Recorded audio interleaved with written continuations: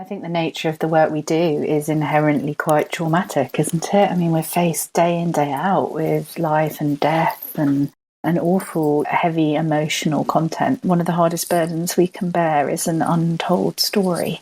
And I think that is the case for many, many, many doctors, that we have gone through circumstances, traumatic situations ourselves as individuals, and we've held those inside ourselves and not necessarily had chance to share what that was like and experience the healing that that can bring. Have you seen stuff at work which has affected you deeply? And have you experienced trauma working on the front line which you haven't fully processed yet? And do you sometimes wonder if keeping calm and carrying on as usual is possibly not the best thing to do?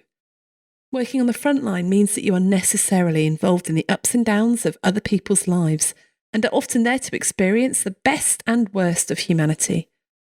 Experiencing difficult and traumatic situations can be part of the job, but for some reason we've internalised the idea that this trauma, whether primary or secondary, won't affect us like it might affect other people. And we don't afford ourselves the time, space and kindness that we need to properly process the difficult stuff we come up against, almost on a daily basis. So in this podcast episode, I'm joined again by Dr. Caroline Walker, a psychiatrist specialising in the wellbeing of doctors, to discuss how trauma affects people, particularly healthcare professionals and those working on the front line. It's fair to say that some specialities and professions deal with trauma much better than others, but all of us can take some steps to help ourselves and each other process what's happened in healthy ways, rather than turning to unhealthy coping strategies such as chocolate and Netflix. We discuss what should be in our trauma first aid kit and the difference that accessing help and treatment can make. So listen to this episode to find out what sorts of things can cause a trauma response in us, what the difference is between a normal, acute trauma stress response and when it is turning into post-traumatic stress disorder, and the 3 things you should do immediately following any traumatic event. Welcome to You Are Not a Frog, the podcast for doctors and busy professionals in healthcare and other high-stress jobs who want to beat burnout and work happier. I'm Dr. Rachel Morris, a former GP, now working as a coach, speaker and specialist in resilience at work. Like frogs in a pan of slowly boiling water, many of us have found that exhaustion and stress are slowly becoming the norm. But you are not a frog. You don't have to choose between burning out or getting out. In this podcast, I'll be talking to friends, colleagues and experts, all who have an interesting take on this, and inviting you to make a deliberate choice about how you will live and work. Many of us are struggling with overwhelming workload at the moment, and it can sometimes be difficult to see the light at the end of the tunnel. That's why it's so important for those working on the front line to put their own oxygen mask on first, so that they can serve their patients, clients, colleagues and families to the best of their ability. For some reason, we're happy showing kindness to others, but really struggle when it comes to ourselves, feeling guilty for taking time out and attending to our own needs. So if that sounds like you, we'd love to invite you to a free webinar, How to Give Yourself Permission to Thrive, with me and Dr. Caroline Walker, our guest on today's podcast. It's happening on the 14th of July at 8 p.m, and you can sign up through the link in the show notes. If you can't make it, or you're listening to this episode after that date in July, then sign up anyway, and we'll send you the link to the recording. It's wonderful to have with me back on the podcast again, Dr. Caroline Walker. Welcome, Caroline.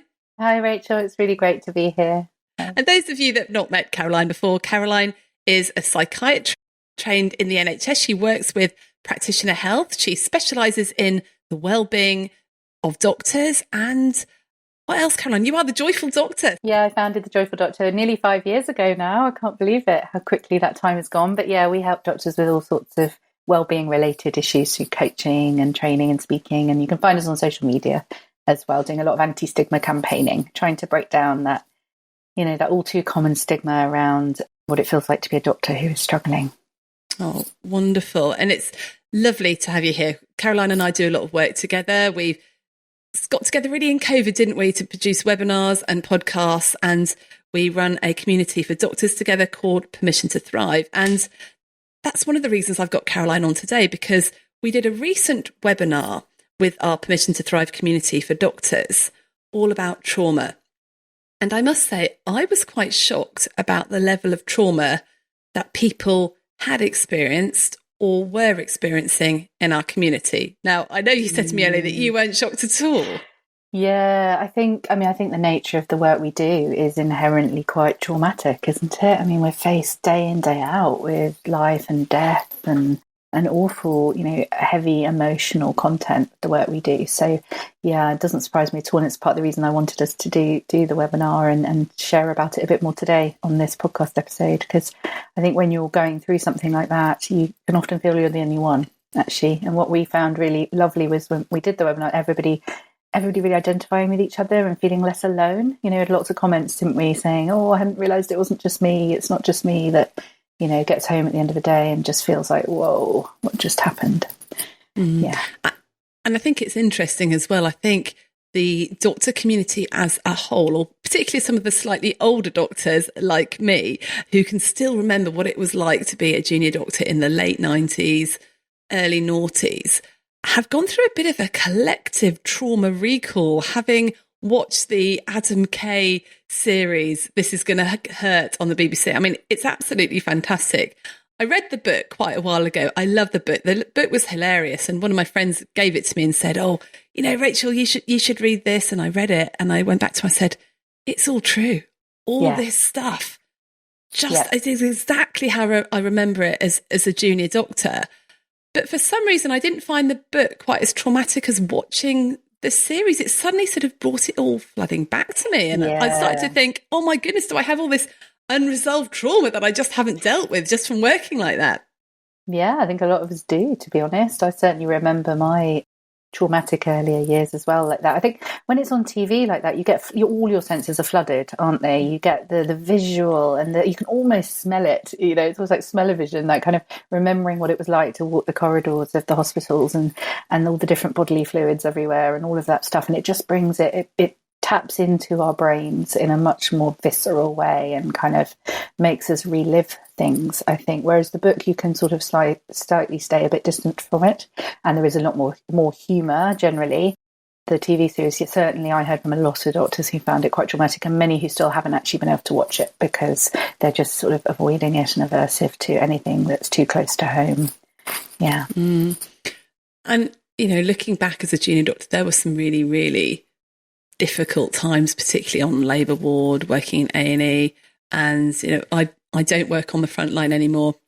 As a GP, you do see quite a lot of stuff, but not quite as much as you see day to day, that very visceral stuff in A&E. But you do have to deal with the trauma of seeing families' reactions and families coping with death and bad news and all that sort of thing. I think you get a lot more what we call secondary trauma, that kind of hearing about it or witnessing the impact it's having on someone.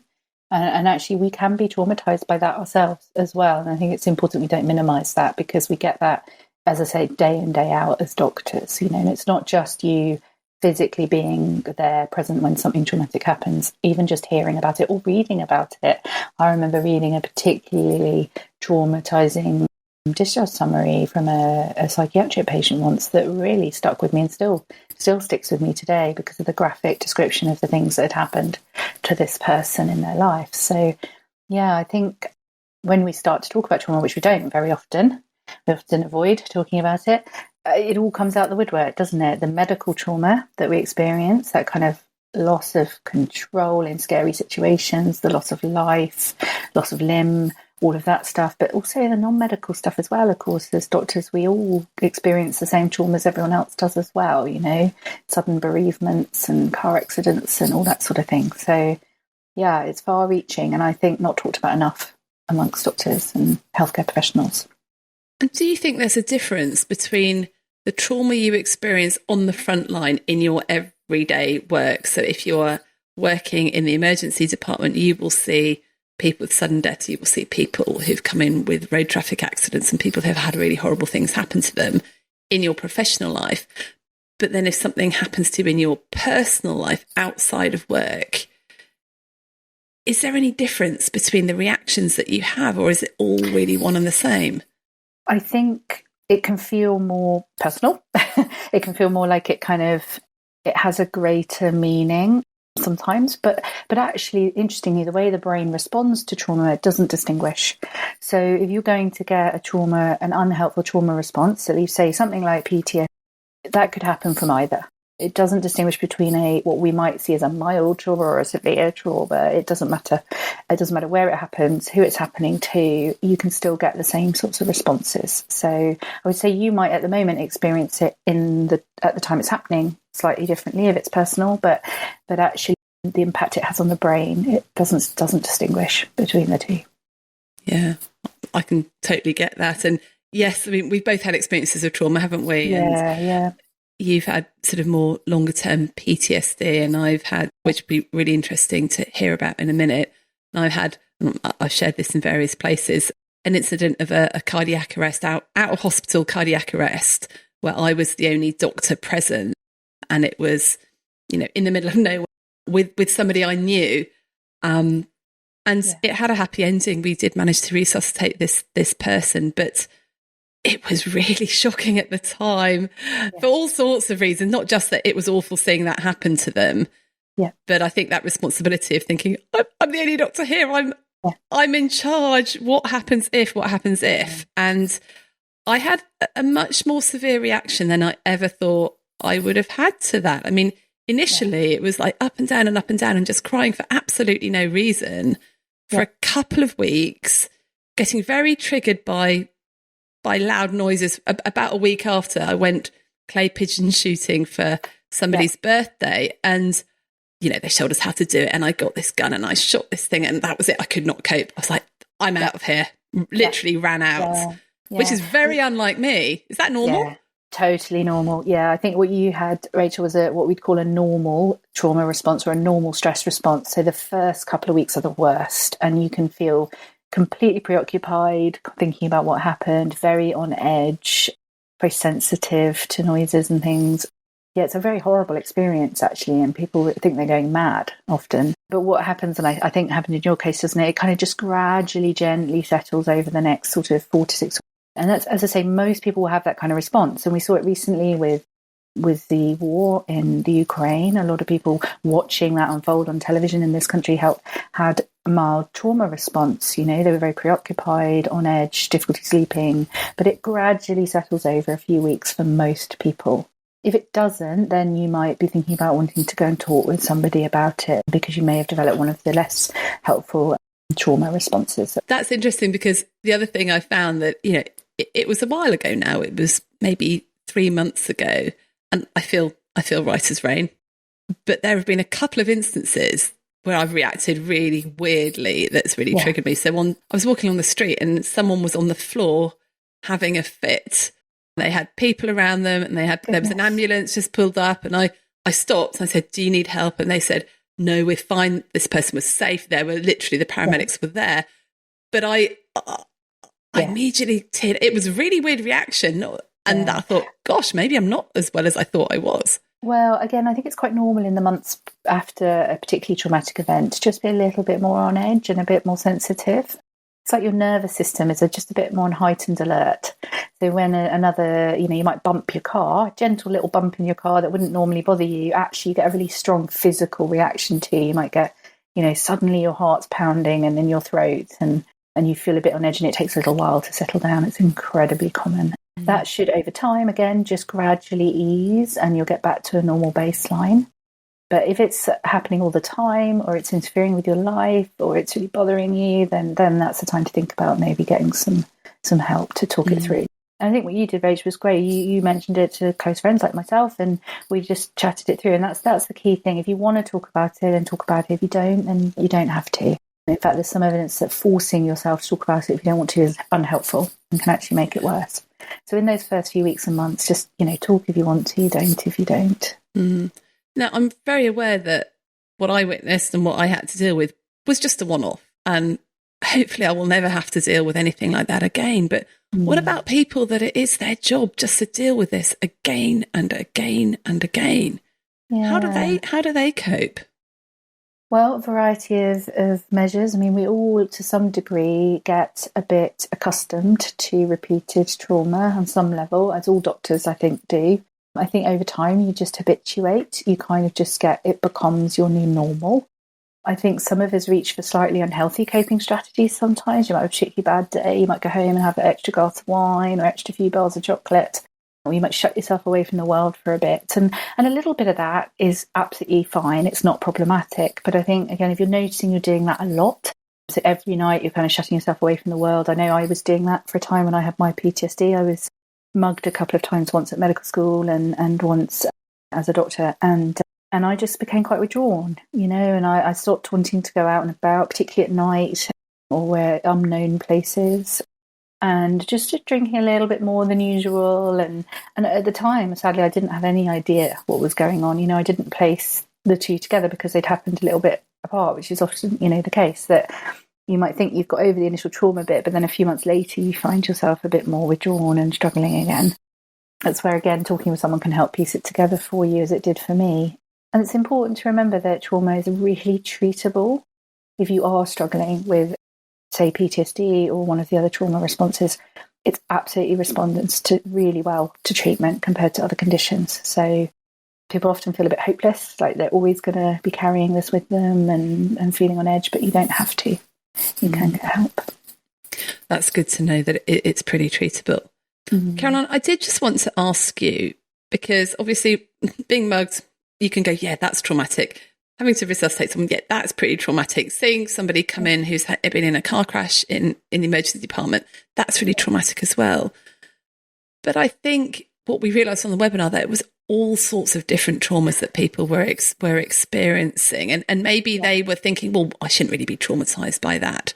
But commonly, what sorts of things are you noticing with your patients that people are experiencing, that they are having a trauma response to, but maybe they wouldn't recognise it because it's not necessarily the thing you would associate with trauma?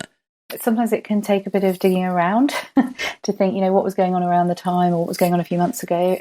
I think the themes we see coming through are things like situations where people feel a sense of being out of control. So perhaps they're witnessing something or that they can't do anything about. That can be really tough, particularly for doctors and healthcare professionals who love to be helpful and love to try to prevent bad things happening. We also see people struggling when something happens very suddenly. So, you're going along okay, you think everything's all right, and then out of the blue, suddenly there's something in front of you, like the person in the street, or things like in medicine, we see a lot, things like esophageal bleeds, stuff that happen very suddenly, very dramatically, where there's a lot of heightened emotion around, generally, can be really quite overwhelming. But we had a lot, didn't we, Rachel? People just remembering, patients that had died young. That's another common one, actually, in medicine. Things that seem unjustified, things that have a meaning behind them. Like it felt unfair that this happened to that person. That can often sit very uncomfortably with doctors.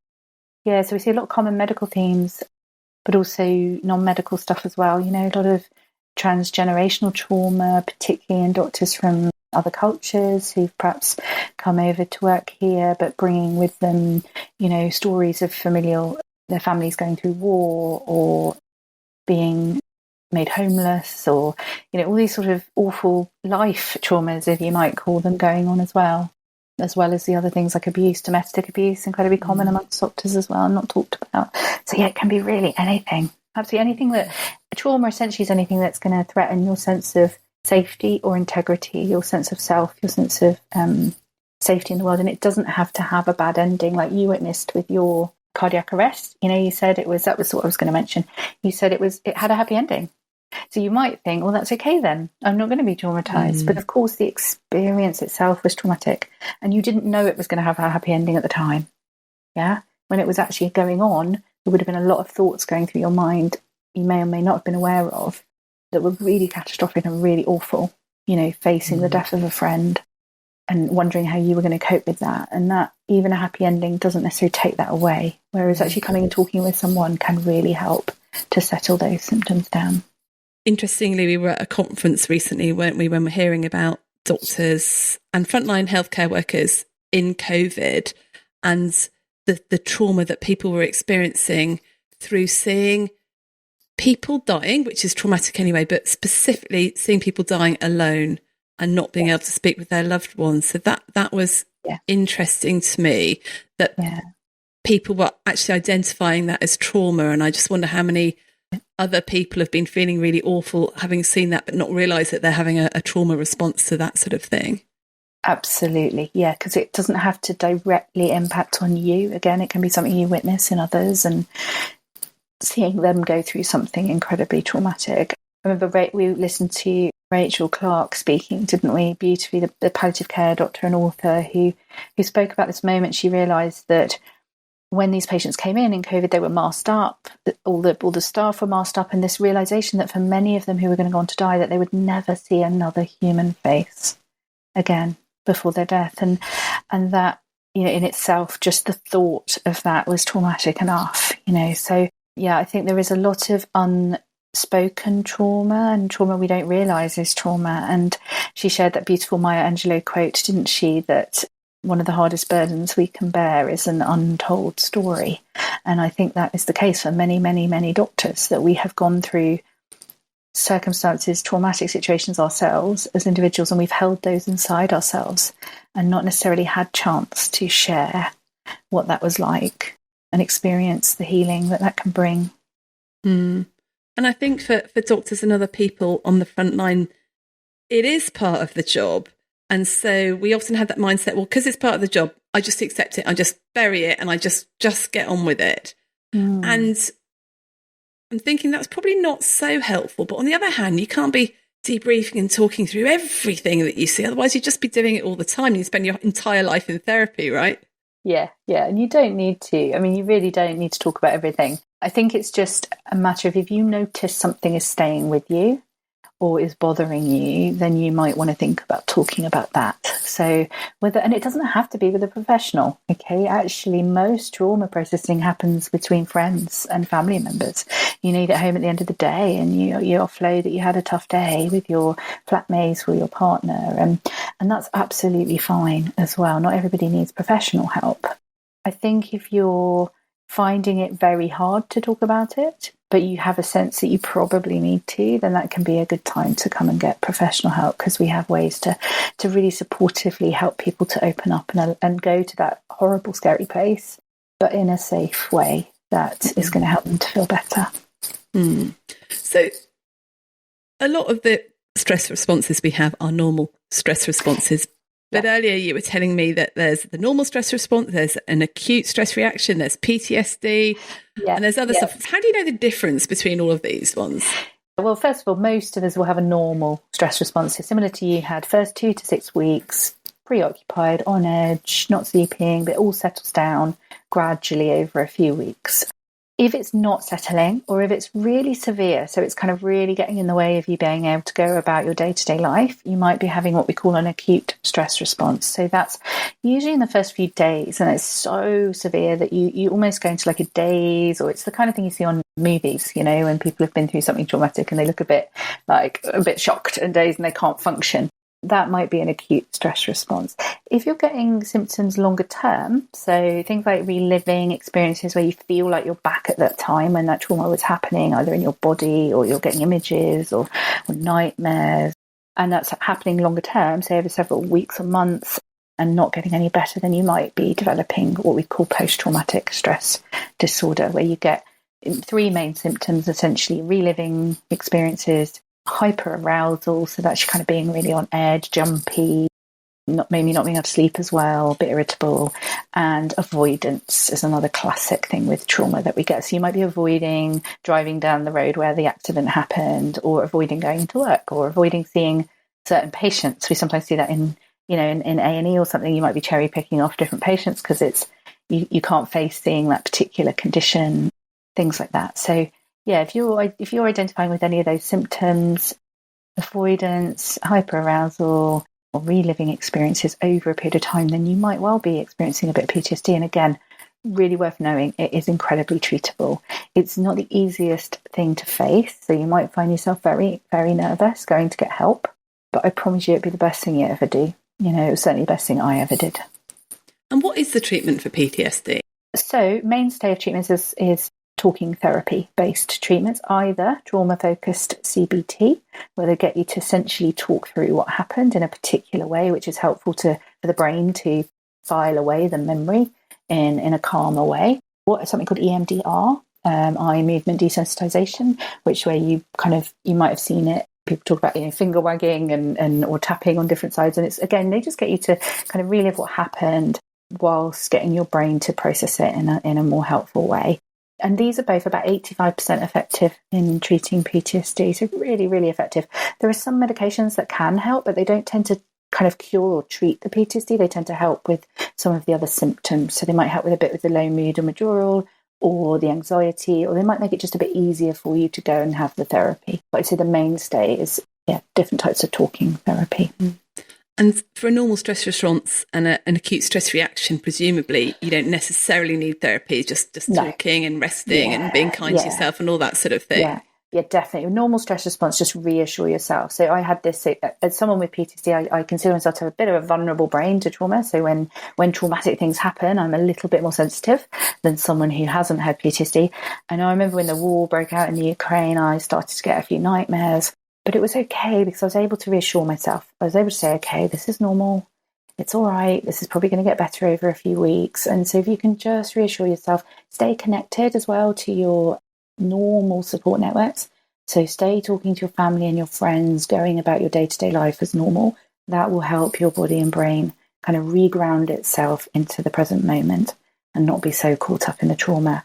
With an acute stress reaction, that more severe acute reaction, you need a bit of care and support. You're probably going to need someone around you to help you kind of, eat and drink and get back on track for a few days. And then your natural healing mechanisms will kick in and you'll carry on processing like as normal, usually.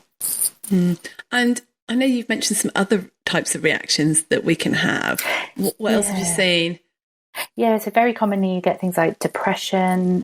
About 40 or 50% of people with PTSD will have depression as well. Rarely you get like a psychotic response. So if somebody's got an underlying illness, so like bipolar disorder or schizophrenia, it might trigger them into an episode. They're a little more rare. The most common ones we see are the normal stress response, which we try not to medicalise and treat, as you say, PTSD, and then, things like depression alongside it, quite common. Thank you. So good to, I guess, recognise which one you might be in, really, and then...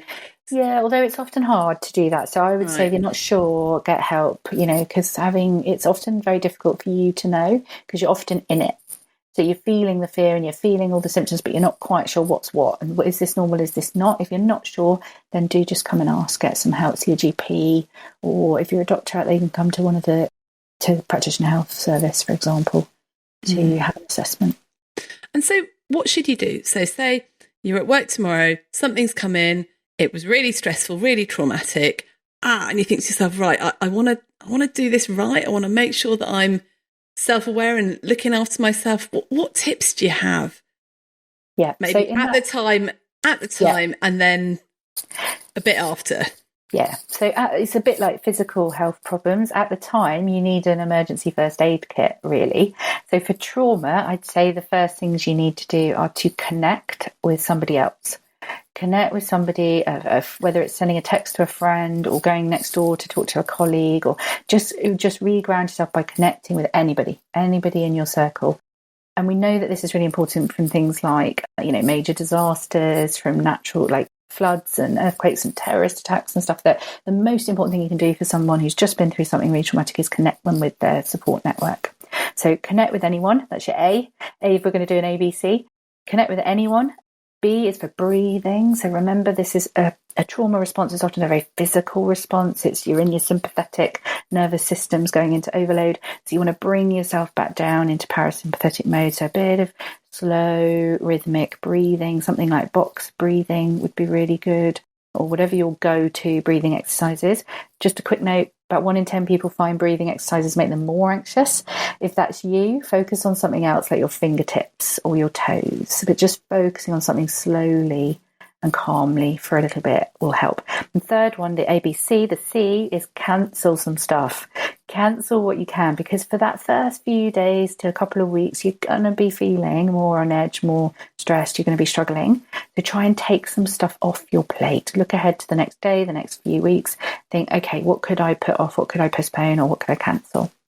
So A, B, C, connect with anyone, breathe, ground yourself, and C is to cancel some stuff. I think that cancel stuff is really important. I was a couple of weeks ago, I felt quite overwhelmed, and I just had a very, very busy week. And I looked through, just cancelling a few things made all the difference to the week. Yeah. And I know nobody wants to be flaky, and we want to keep the things that we said we would keep. But sometimes people don't mind saying, actually, do you mind if we put that back a week? Or do you mind, you can ask. And I love it. I absolutely love it when someone cancels on me. I'm like, wow, I've got an hour free to do something else. It's amazing. But we do have such an aversion of cancelling stuff. I think maybe we're so responsible, aren't we? And cancelling patients is awful. You don't like doing that. But other people don't really mind, particularly if there's quite a good reason for it or whatever. And actually, you've got to think what you're going to feel like if you don't. Because if you carry on as normal, with all the stresses and strains of a normal day-to-day life as a busy doctor, maybe you're a mum or caring for others as well, it's really tough, and you're not going to give your brain the space it needs to process what just happened. And that's going to leave you at risk of developing things down the line, like the PTSD and the depressions, and actually you're going to end up needing to take more time off anyway. So actually, it's the best thing you can do for everybody is to just look after yourself in that immediate aftermath. Just go really gently, be really super kind to yourself, and reassure yourself it's completely normal to be off your game for a couple of weeks, and let things settle. If, as I say, down the line, things aren't settling, then that's when it's probably worth coming and finding someone to have a chat through what's going on. See if there is, it would be helpful to have some more kind of formal treatment support. I was just thinking when we talk about the cancelling thing, one of the reasons I don't cancel stuff is a bit of FOMO, a bit of fear of missing out. But what I'm really trying to embrace at the moment is a bit of JOMO. Having read that 4,000 Weeks book, Oliver Burkeman, and if people haven't read that yet, just go get it, go read it. Fantastic. Isn't it good? And the TED Talk's great. It's brilliant on audio. He has a lovely voice to listen to as well. But just important JOMO. that we focus on the joy of missing out. Yes, that actually not doing that thing leaves you open to really prioritising and focusing and enjoying other things. Yeah, we can't do everything, and if you need to cancel some stuff to look after yourself, that's really, really important. Yeah. And Caroline, I did want to ask you, what if you're in a department that regularly has debriefs or knows that if something really dreadful's happened, it's good to have a team debrief. I mean, what's the role of debriefing in all of this? Yeah, so really, really interesting question. So we know actually that forced debriefing of individuals after a traumatic event can actually be harmful, can make things worse. But team debriefing, and not really immediately. I mean, they do suggest you do it as sort of close a time as possible to the event, but not like literally 5 minutes later, usually sort of end of the shift or within a few days, or getting the team together and allowing a non-mandatory space where people can talk through what's happened can be really helpful. And I think there's different types of debriefing, right? There's kind of clinical debriefing, the kind of what did we do wrong, what could we do better, that sort of stuff. That's not so much, that's fine. That doesn't really stray into the realms of the psychological processing and the more sort of helping somebody with the mental and emotional impact of trauma.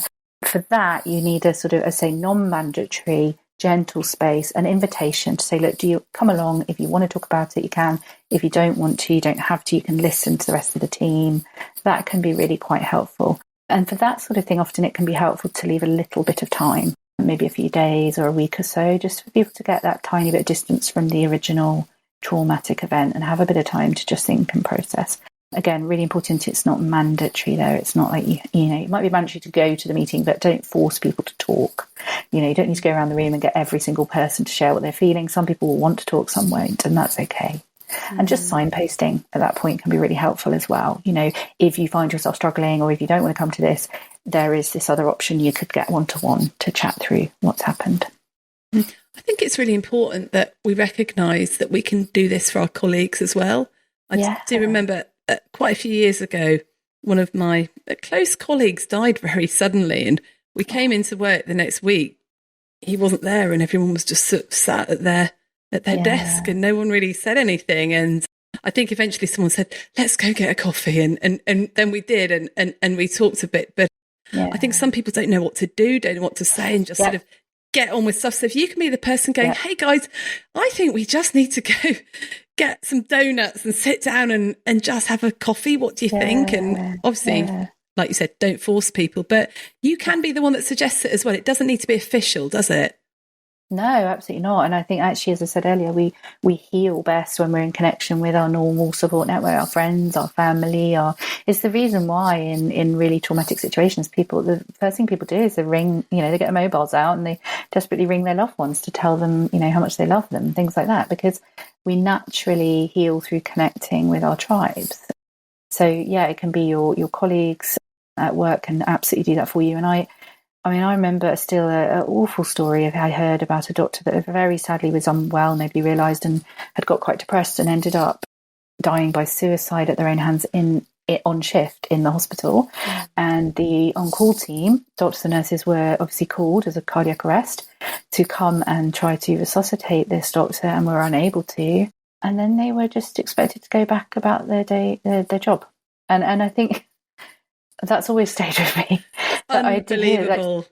Total lack of recognition of the impact that kind of thing can have on a team. And of course, you're going to have to think about, the short-term safety management of the patients in the hospital. But yeah, I think just recognizing that when something that difficult happens to us, we need a little bit of space and time and connection with others.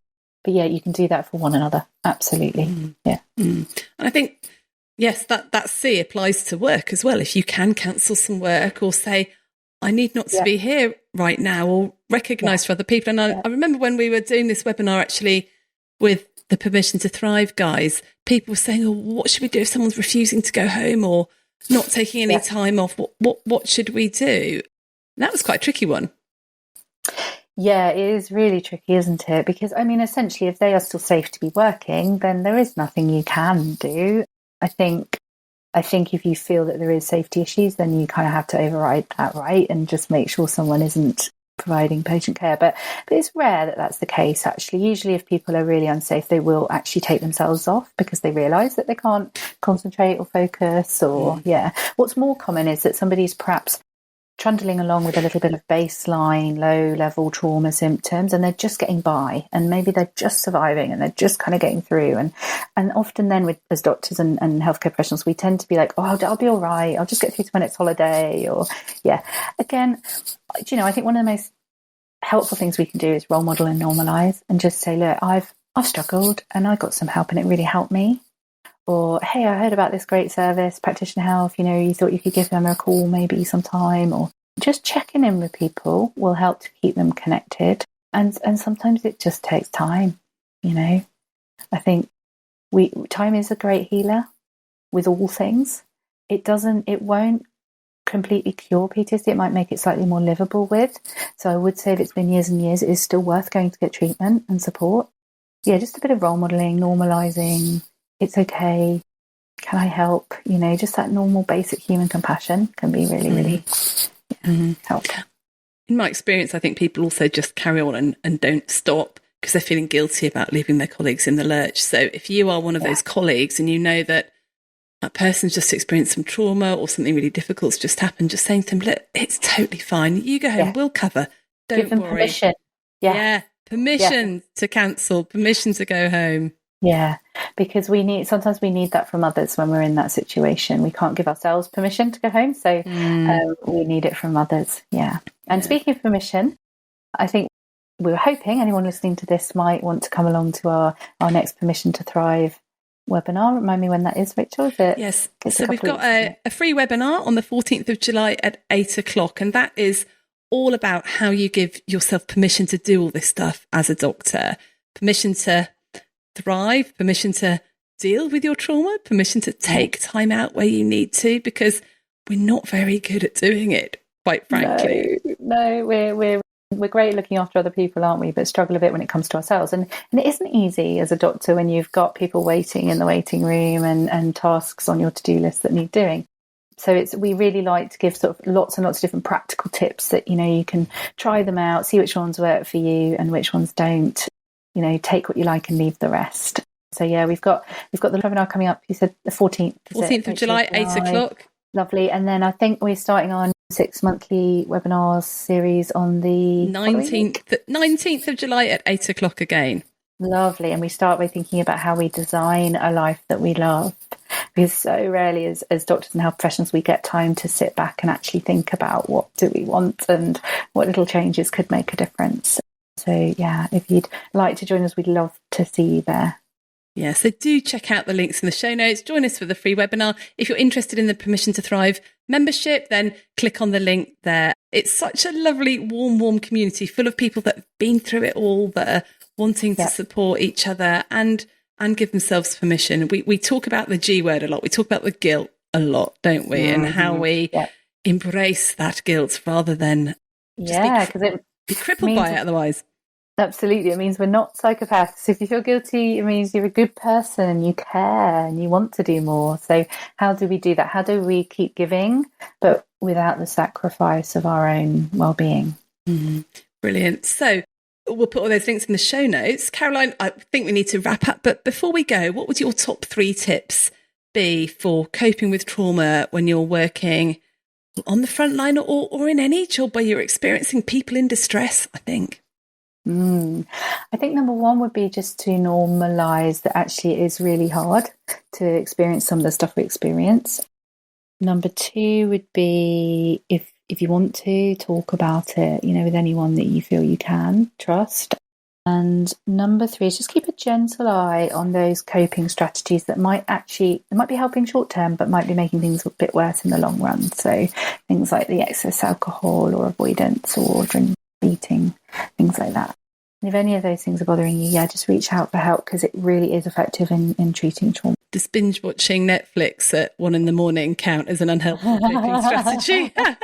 Again, short term, brilliant. Longer term, if you're doing it every night, probably going to not be helpful. So I think normalise. It's absolutely fine. We all do it, right? But just keeping an eye if it's creeping up or if it's causing you problems, you're then running late or you're knackered, and then that's the time to think about whether this might be something you need to face with a bit of support and help. Brilliant. Great. Well, do check the links in the show notes. And Caroline, if people wanted to get a hold of you, find out more about what you do, how can they do that? No, they can check out joyfuldoctor.com, or we're across all of social media as Joyful Doctor, and they can email me at teamjoy@joyfuldoctor.com. Brilliant. Thank you so much for being with us, and we'll speak to you again soon. Thanks so much for having me, Rachel. Bye for now.